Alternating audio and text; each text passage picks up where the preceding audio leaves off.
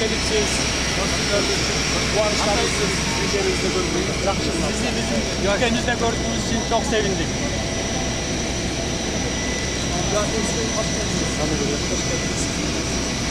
Nasılsınız? İyi misiniz? Hoş geldiniz. Hoş bulduk.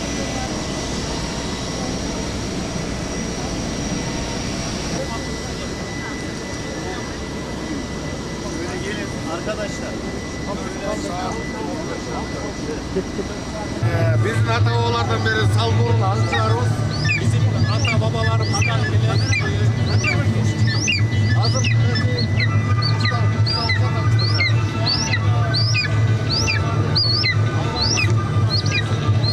bunday olğan kayganlardı karmaşat.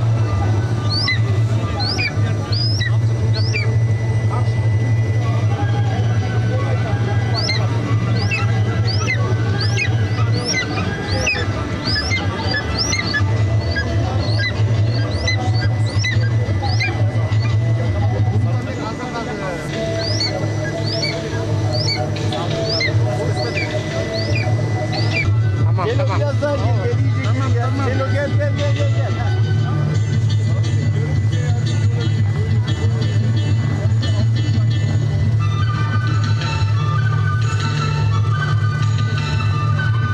Güzel.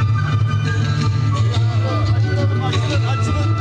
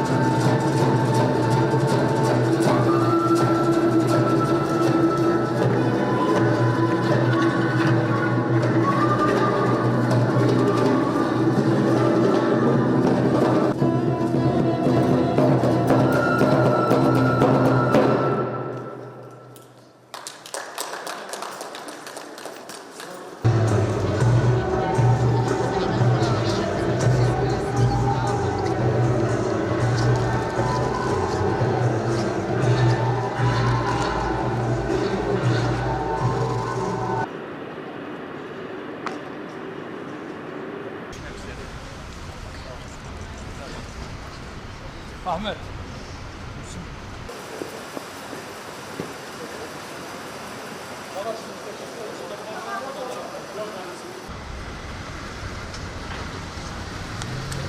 Şuraya gel.